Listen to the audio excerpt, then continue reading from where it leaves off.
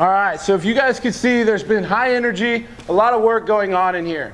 All right, and that's what we're going to cover tonight, is how we can maintain that work. All right, maintain the gains that we have done and we have seen over the course of the winter. All right, player development is not a 4-month off season. Okay, if we're looking to be an elite baseball player, which we have you guys fill out a player packet. Every athlete fills out a player packet, right? On there we have the top 5 schools that you would like to attend. And there's nobody out there that says, hey, I would like to go to American River College, right? Nobody puts that on one of their top 5 schools. There's nothing wrong with going there, right? But I see Vanderbilt's, I see UCLA, I see Ole Miss, I see these schools, right? That takes an elite set of skills and an elite player to go play at that level. And if we're going to develop into one of those type of players, player development is not a 4-month window, not a 4-month off season. We have to be prioritizing this stuff even during the season. All right, so some things we're going to touch on here this evening. One, maintaining gains. We're going to talk about all the different ways that we can put programs in place to make sure that these athletes are maintaining the gains that they made. Continuing development, same type of thing, all right? There is a certain set of certain skill set that each player needs to scale to the next level, and we can put a program in place. We're going to cover that. Staying healthy. Obviously, if we want to get in front of high-level colleges, maybe even pro scouts, or just perform well, we got to stay healthy. We're going to cover how we can do that as well. Building good habits. This is one of my big things in here. I like to say, good habits are way more important than good mechanics, right? We don't talk about that enough. What good habits are. Do you come in here? Do you work hard? Do you do your warm-up? Do you do your recovery? Things like that as we're going through the season, all right? Those things should not be question marks. Those are things that we just habitually do when we get to the field and before we leave the field. Optimizing on-field performance. We have a lot of tools, a lot of tech, and a lot of people in here that can help you play your best on the field. Mentorship, this is another big one. This is something that I didn't really realize when I was starting this up. I thought I was going to teach guys to get better at baseball, right? I've probably had more conversations about off-the-field stuff with these kids, your guys' kids, even these pro guys, just keeping their minds straight off the field. So there's a lot we can do. The other piece of mentorship is recruiting, all right? Most of these guys up here have seen almost everything that your athlete is going to encounter through their baseball career. I've been hired and fired and everything in between playing this game of baseball, all right? So we can help with recruiting, just handling things that come your way. And then all of those above are huge for scaling to the next level, all right? We're going to cover all of that stuff. Throwing, things that we can do on the throwing side to help everybody out, all right? This is a thing that we had to solve in here. A lot of the throwing is determined what coach wants them to do out at the field, what's required in practice, what's required in the games, right? They can't just come in here and do, all the plyo drills and things that they have done. But we can help manage that workload. That needs to look like something, right? You can't go out and pitch in all 3 games in a week and throw 70 pitches. If that's happening, something needs to be said, right? We can help manage that workload. Mechanical analysis, all right? We have Pitch AI. It is a cell phone-based biomechanics report. I think it's a 7 or 9 page report on how you actually move. It's not a guess of me watching your kid throw 30 pitches and then telling him some mechanical, jargon that he needs to go prioritize. This is actual data that has markers on how the body moves. We have the ability to do that in season. Pitch arsenal with objective feedback. All right, we have the Rapsodo machine. This is telling you all the ball flight metrics. If you somehow lose your curveball during the season, you can come in here, throw a bullpen, and we have tools and tech to show you what is going wrong with that. All right, so all of this stuff is going to be available during the in-season program. Live ABs. If you just find yourself riding the pine, all right, we can supplement that in here. Your games get rained out, you just can't get on the field. You can come in here and throw live ABs to your hitters. All right, that's something we can offer. Game planning. This is another big one. Most of these guys have been on the field at a high level, some still are. We know how to get high school hitters out. All right, so we can tell you exactly what your stuff is doing, and we can help you build a game plan on how to attack hitters. Steven, can you give a little bit of an overview of the tools that we have in here? Yeah, for sure. Hi guys, I'm Steven, by the way. So yeah, like Ryan said, we have, endless tools we use in here on a day-to-day basis with, our pro guys down to our youth guys. And, we try to give everybody the same level of attention. We want everybody to play at really high level and execute at that level.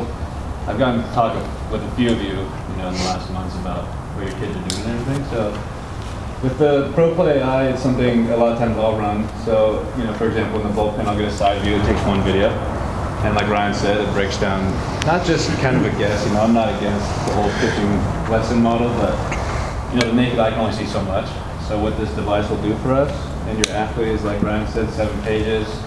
And it'll essentially tell me anything that's going on out of whack with the body down to the last angle. So, that becomes important in season because, as your need to play the game at a high level and compete goes up, you want your body right? So you're just guessing at the end of the day. That's all it is a guess. And then we can give you the actual objective feedback to maybe clean some of that stuff up, keep you healthy, and then hopefully keep you winning games. And that's real feedback, real time, real numbers. And then I think the nicest part about this would be the pitch arsenal. So we have the Rapsodo, which is usually set up over here in the first cage, where we do most of our work. And again, that's extremely valuable to high school, college, any player, even these pro guys at the highest level. To know what your pitch is actually doing. I see it all the time where a kid comes in, Steve, I got a great curveball, and then they're throwing sliders, or they're throwing cutters. And it's just like, they might not understand. So once we tell them, we can shape the arsenal. And if you do that, you're already way ahead of most high school hitters at that point. And you can go to your coach, and it's something I like to explain. I talked to Ryan about, you might have heard me say this before on a podcast or something, but we're not out here trying to tell your coaches what not to do. We're trying to aid in the player. So we're trying to get you guys to go out there and get the best chance to win.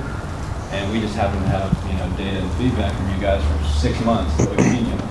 And we know your arsenal pretty well. A lot of you have seen you for a long time, some of you years. They totally have seen you for a long time. So we know your arsenal is down to a T. And we want you to go to your coach and have a reason as to why you should be playing a certain pitch. And it's pretty important at that point, so you can have success on the field. And then other things, the availability of live AVs and game planning, like Ryan said. If you need places to come, a lot of times the athletes, like Ryan said, they come in and they're worried about X, Y, and Z. We have guys in here that play the game at a high level, and we can kind of calm you down, bring you back to earth if you're struggling. And a lot of times just get away from the field. Come in here, hang out, and get your work in. So that's kind of the overview. Very good. Just to touch on, if you send Steven a side view video that your mom took from your game, you can send that to us, and we can put that in the pitch AI. Doesn't even need to be in here. We don't need to be out at the field. If someone can capture a side view slow-mo video with their iPhone of you, we can execute a 7-page biomechanic breakdown. All right, hitting. One big thing that we wanted to touch on is remote.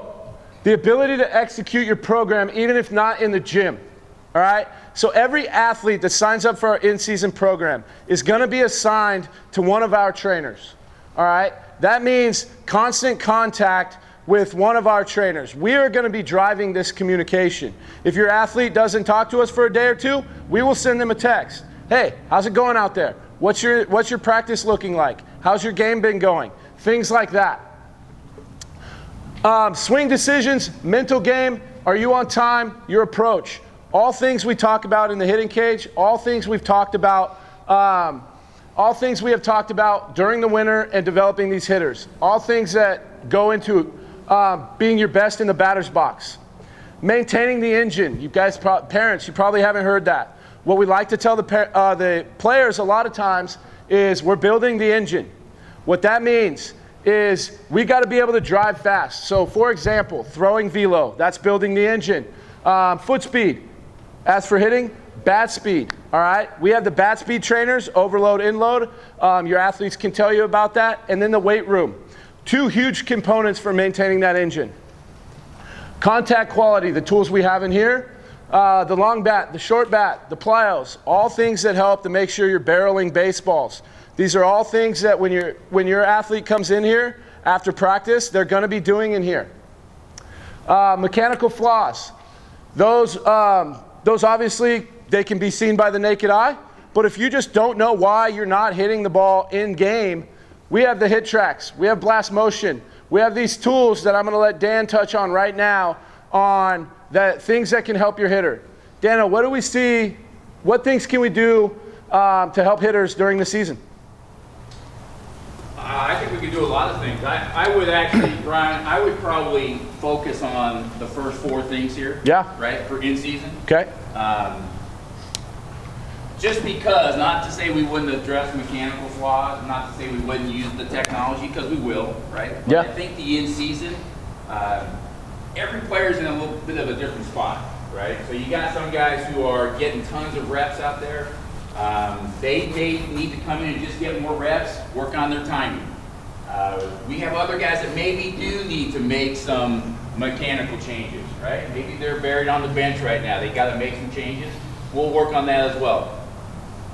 I guess my point is we're here to help the player get better, right? So each player's situation is going to be a little different. We don't have a cookie cutter, hey, here's 3 drills we're going to do, and here's how we're going to do BP every day when you come in here during season. We really want to get feedback from the player, because the player's the one out there taking the live ABs right now. They're the ones out there at practice every day, and what they need help with, that's what we want to help them. Okay? So might we use some of the technology to help them? Sure. But it's really going to be a lot about those top couple things, right? The swing decisions, the mental game, getting some additional reps, timing, approach, etc. The maintaining engine, Ryan mentioned it. I think that's so important, because I see guys, I've coached high school baseball for a long time, and I see so many guys, actually by the end of the season, probably their bat speed's a little slower. They're not working out during the season. They're not getting the reps that they need. There's still a lot of time on the field. Doesn't mean they're doing the right things all the time, right? So I think this in here, whether it be remote or in the gym here, will be a great opportunity for guys to continue to build that engine, get the reps that they need. Just real quick, the hit tracks, some of you guys already know this, over there. This is all the post-contact data, exit velo, launch angle, etc., blast. That's really your swing mechanics, bat speed, angles through the zone. And then the K-vest that we used in a lot of our assessments really focuses on your how you rotate, your sequence in your swing, your posture. Stuff that, I'll be honest, we can't see this with the naked eye. So that's the technology that we use. And like I said, we'll use that. We'll work on some mechanical flaws, but I think it's really about getting the reps in, and whatever specifically your son needs, that's what we would want to work on during either the remote or in gym. Absolutely. One thing I wanted to touch on too about hitting. Hitting's different than throwing, right? You can't come in here and just do all the throwing that you want after practice. The arm takes the brunt of that, all right? We can come in here and we can get 100, 150, 175 swings to supplement what you're getting out of the field and not put you at risk. Okay, so that's another big piece of the hitting. Arm care and health. Every athlete that has been in our program and that is going to go into the in-season program is going to get an assessment and some strength testing. All right, that assessment tells us any areas, and it helps us build individual plans to keep them healthy. Maintaining movement quality, same thing from that assessment. There's certain things with your range of motion, your stability, your strength that need to happen to ensure that you're moving well out on the baseball field. That's all going to come in this program. Program around, centered around feeling good on the field. Okay, I know we're a training shop, all right, but every player that comes in here is training for one reason. That's to be better on the baseball field. Okay, so if we're doing things or you're programmed things outside of here that are making you sore, beating you up, that you don't feel good on the field, that's something we need to address. Okay, number 4 is rehab. Injuries do occur, right? We try to prevent them at all costs.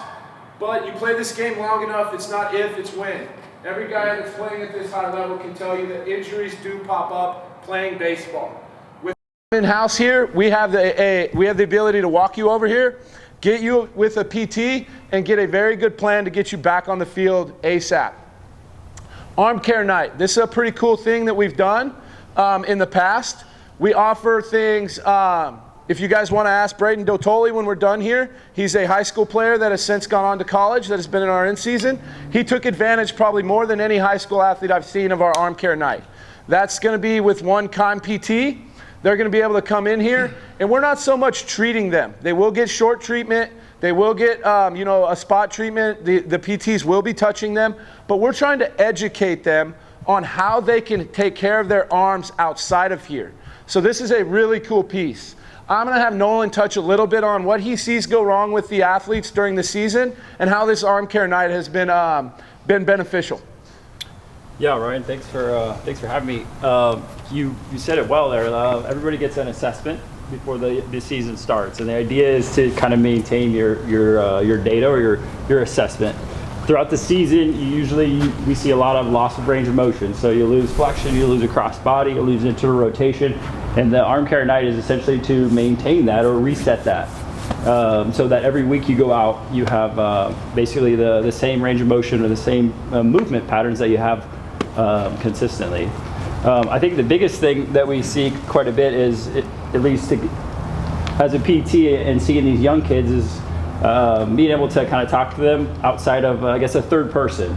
Not the coach, not the parent, but a PT, somebody that's, they can tell the real story a lot of times. So a lot of times I'll see these kids and they'll say, "Did you tell the coach?" "No, I didn't." "Well, because you want to play." Right. But then they'll tell me everything that's wrong or what's going on, so we can address it. But the arm care night is essentially to make sure that you're not getting hurt. If you're getting hurt in season, we're going to have a hard time kind of reestablishing, especially at the high school level where you got like 3 games a week. You're going to be missing 6 of them, and you only have 28 games or 30 games. Yeah. So that's essentially the arm care night. You guys, any other questions about that, or? Yeah, we'll open up a Q&A right at the end. Okay. You guys can ask Nolan anything you'd like. Yeah. We have a bunch of tools we use and stuff like that, but a lot of times, like I said, it's like Brian said, it's just educating and resetting and talking about stuff going on that week throughout the season. So, yeah, Great. Look forward to answering questions. All right, the weight room. I cannot stress this enough. You can ask Sam and Connor. I played in the major leagues. There's not one major leaguer that I played with that didn't do something in the weight room during the season.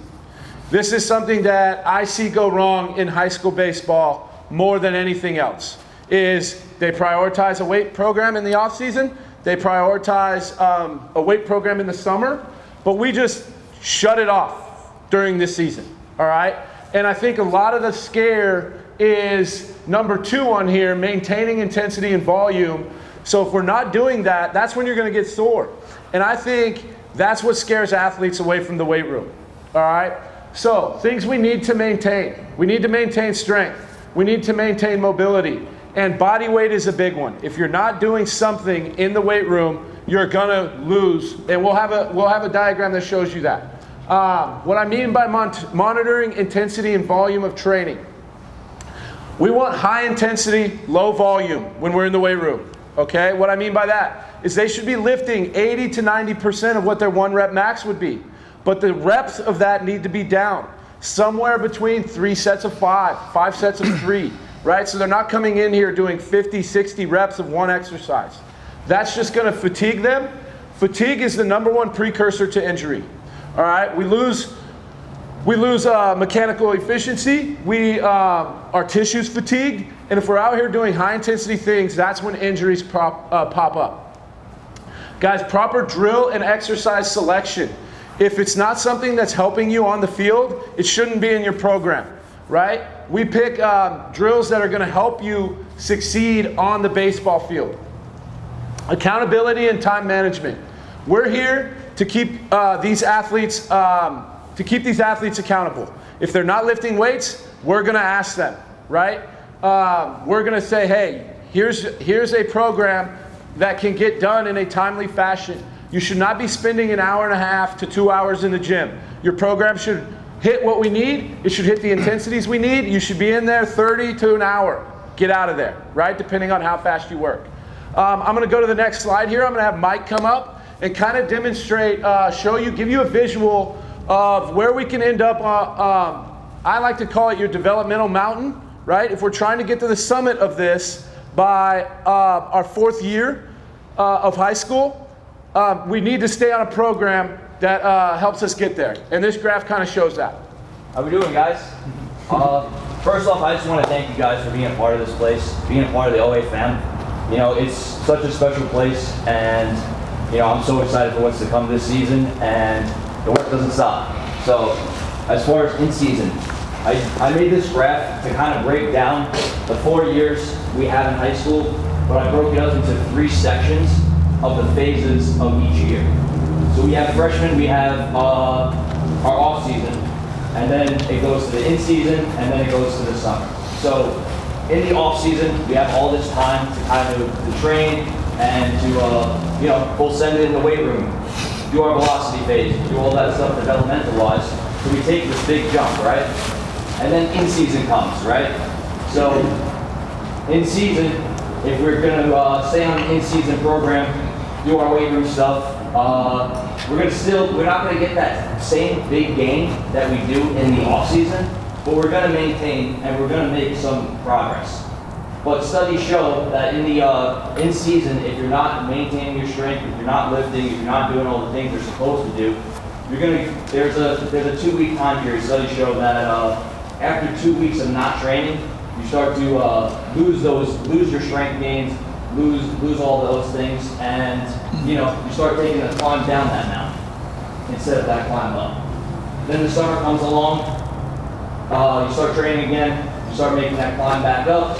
Athlete 1 that trains in season is at the top here, right? If every year we don't prioritize or don't have some sort of in-season program, you're going to slide down that developmental mountain, right? And if we're sliding down, we're not going to be up here in this ever-competitive industry, all right? We have so many kids going out here with the internet nowadays, all these showcases nowadays. Players don't get missed. So if you're not one of these better players, if you're not going along this trend right here, and you're down here, you're not going to be considered for one of those spots at one of these high-level schools or be considered one of these elite athletes, all right? So what Mike has put together here is you can't slide down that developmental mountain every year if we're not training in season. Mentorship. This is the one that I really liked. This is one thing that I really love being in here at OA. A big one, like I said before with the hitting, one-on-one communication with an OA instructor. Every athlete that signs up in season, our numbers go down. We don't have 100 athletes in here. So we like to keep ourselves busy, one, so we have the ability to talk to guys. You know, each of us have 10 to 20 athletes. We can contact each guy every day, right? Mental game approach. This is a huge thing too. Every one of us has played at a high level. These major leaguers, they have someone at their disposal to talk about mental game, right? This is something that I really liked when I was a player, and we have resources that can help them be their best on the field from a mental standpoint. Consulting and guidance for college recruiting. This is something I don't wish on any parent or any player. This can be daunting, right? This puts too much pressure on the kid. So we can help formulate a plan for this. If you're getting calls or emails or things like that from coaches, you need to know what to say. You need to know what questions to ask. You need to know how to get a very good look at the school that you're heading to, right? We don't want to end up somewhere for 4 years that we don't like. Okay, so there's a way to go about that. There's also things we can do, whether it's building, a recruiting video or showing your metrics on the tech. There's things that we can do, and we have a huge Rolodex of college coaches that call us looking for players, and that we can also, give that information out to you guys. Film breakdown. This, like we talked about before, this is more than just the biomechanics, right? You send us a video of your at-bats, you send us a video of your pitching, we can take a look at it, let you know what we think. This doesn't take you coming in here. Performance analysis. Each athlete, we try our best to get out and see each athlete during the year, all right? So we're not busy, like I said, in gym. We try to go out and watch these games. Braden, I've been out to a few of your games, right? We bring a radar gun out. I can talk to you about how you're attacking hitters. We can talk about your at-bats, things like that. I'm going to have Ben touch a little bit about some things that we can help with recruiting, some things that might pop up. Yeah, I just think in the college recruiting game, there's a lot of fluff that coaches will give you. And what we want to do is just kind of help you sort through all that fluff and really ask the tough questions and the right questions at the right time to really pick a school that's a fit for you. You know, whether that be junior college, D3, D2, D1, whatever. College baseball is going to get real competitive in the next couple of years just because of the filled rosters. And we just want to be that help of, you know, what's the best thing who should I be asking these questions, what questions I should be asking.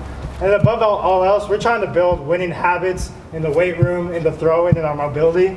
And if we do that, and if we can really instill that into your guys' athletes, the college recruiting will come.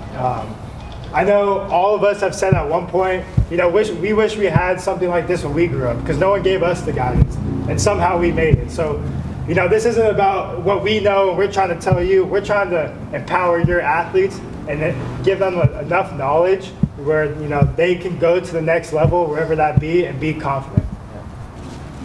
All right, just an overview. If your goal is playing at the next level, there needs to be a detailed plan to obtain that. This includes in season. Player development is a year-round process. All right, so hopefully we touched on all those things. Sam, can you give us a little bit of insight on how your year goes, how player development, and how you approach everything from a holistic approach? Yeah. So I think the pros can, everyone, I mean, even the high schoolers that see us training here, what sets you apart from that, you know, the skill gap is the same. It's a lot slimmer the higher you move up. And so the smaller that skill gap gets, the more you set yourself apart is from that preparation. And I think a few things that I've learned about myself is how I'm recovering, what's hurting my recovery, what's helping my recovery. Usually that's diet based, and also in these high adrenaline situations on the mound, where in your body are you going to be sore? So I'm a guy that gets more sore in my elbow and my hips. It takes on a lot more stress in the rest of my body. So preparing for that next outing, I'm going to be hammering those areas to get those more recovered in time for the next time I take them out. So there's a few daily things that I like to do. No matter where I'm at in my starting schedule, I'm going to be logging a few physical things. So like I check my weight, I check my hydration levels, I see the amount of sleep I've got from the night before, and I map out what I plan on eating that day. So if I log this every day, I can go look and see if I felt sluggish this outing and I felt a lot better this outing. I can go back and look, oh, I got 5 hours of sleep, extra sleep from those 5 days, and that's probably why I felt a little bit better. There's two things I like to do on my way to the field, and that includes assessing where I'm at mentally. So whatever happened that outing before, I'm gonna, good or bad, I'm gonna accept that that's in the past and be focused on the present moment, so I can take care of what I need to take care of to prepare for that next outing. And then, so that's the mental side. I can go on and on about the mental approach. You guys can come up and ask me any questions you want about that afterwards. But as far as kind of my daily duties list that I like to come up with, those sort of center around the team priorities that I have. So if I have a meeting with my pitching coach that day, or a film session to get ready for that next outing, I go through the lineup and see who I'm going to face and see how I want to attack them. Or a team meeting for whatever reason. I'm going to center my whole schedule around that. So when I'm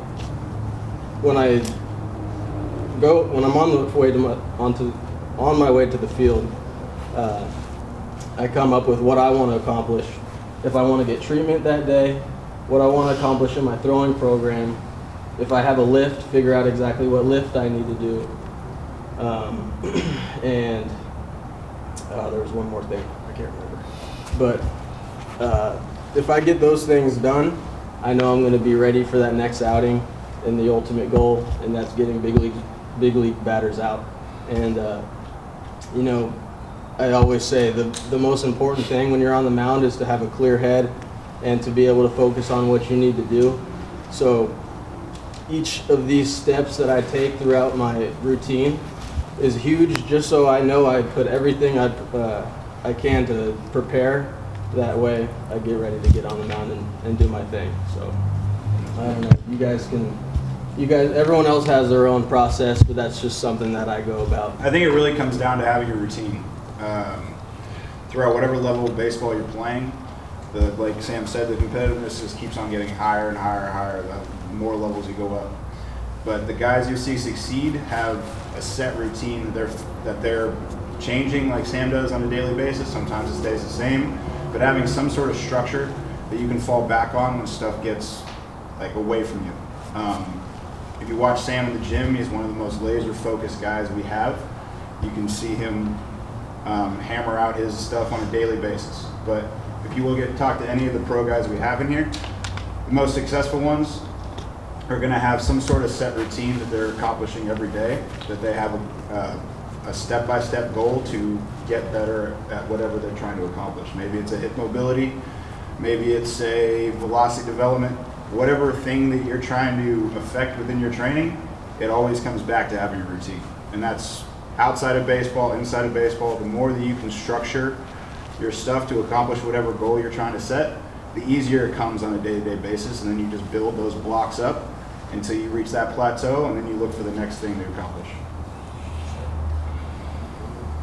All right, guys, we're gonna, as you can see, we have a lot of tools, a lot of things, and a lot of resources for these players to keep scaling up to the next level. All right, so we're gonna open this up to a Q&A. I would like to invite anyone to ask questions of anyone, myself, Dan, any of the pro guys we have in here, Nolan. Right after the Q&A, we'll go ahead and raffle off these cool prizes that some of these guys have donated. We'll turn the football games on after that, and we encourage you guys to even ask more questions, kind of corner us. If you want to see any of the tools, the hit tracks are on. The hit track is on. The radar guns are on. If any of you dads want to throw, you can do pull downs, anything like that. All right. So feel free to ask us any questions. All right. We're open right now. Like I said, we also have Braden Dotoli here, who has been in our program, and he has gone on to the next level. So if you want to corner him, ask him how he got use out of our in-season program. Feel free. I got one. Yeah. So I got one for you. So okay. you've played how many years? 11 in the big leagues? Or no, I wish. I probably wouldn't be doing. No, I'm just kidding. I played 5 years in the major leagues, but I did play, I think, 12 or 13 seasons professionally. So has your in-season program over those years, did it change?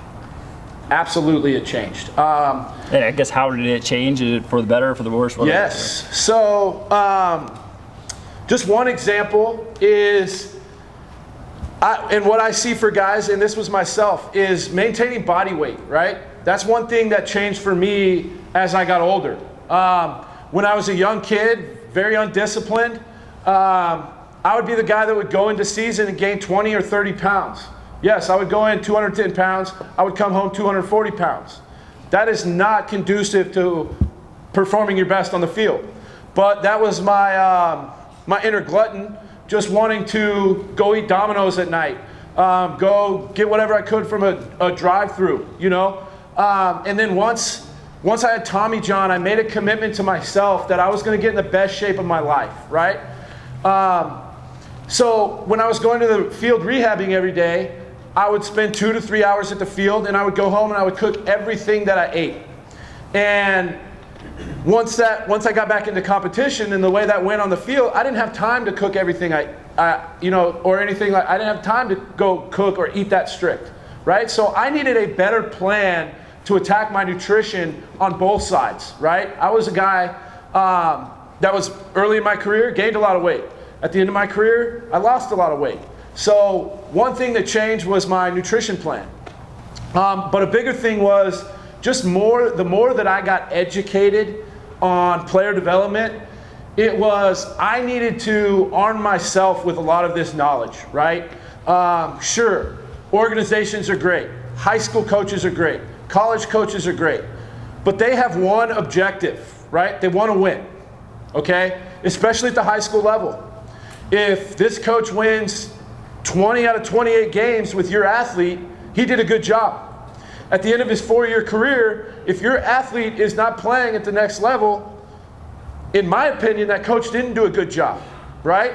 So I wish when I was a player, I would have had a better in-season plan or just a better plan overall to keep scaling, right? So we got to think about that. We got to arm ourselves with knowledge that we need, right? And not in a selfish way. I'm not telling you to go against what the team needs, but if you're not prioritizing these skills that scale, if you're not doing things that guys at the college level are doing, we need to have a plan to get in that arena, all right? So that's one thing, Nolan, that I learned as I got older was I need to look at what I need and not so much what the team needs. If I'm a better player, the team is going to be better off because I'm a better player. And I think more players need to do that. Yeah. It's a lot of great information. My question is really like from a parent's point of view. This is the first time I've seen you guys. Yeah. Chase has been coming here since like April or something. Is there like a bi-weekly or a monthly portal or report that parents can get just to kind of like, this is how he's doing, that was the goals for March? You know what I mean? Just yes. So we're not like bugging in. No, yes, absolutely. My best answer to that would be communicate with me or communicate with these guys, right? I have parents that do come into the gym. I have parents that schedule monthly meetings with me. I am available for that. We do talk to the players way more than we do the parents. But if you guys would like to be involved as parents, I am accessible. These guys are accessible. I actually see better results when I do get to talk to the parents. That's because they can help steer some of these things outside of here, right? We have very good ability to impact a player when they're in the gym. We don't have a very good ability to impact them when they're outside of the gym. So that's when it goes to the parent that sees their kid come home every night and the things like, hey, are you going to get a good meal? You got to get 8 hours of sleep. Things like that. So I would love to, yes, we are available. We can more than schedule monthly meetings, bi-weekly meetings, things like that for all of these players.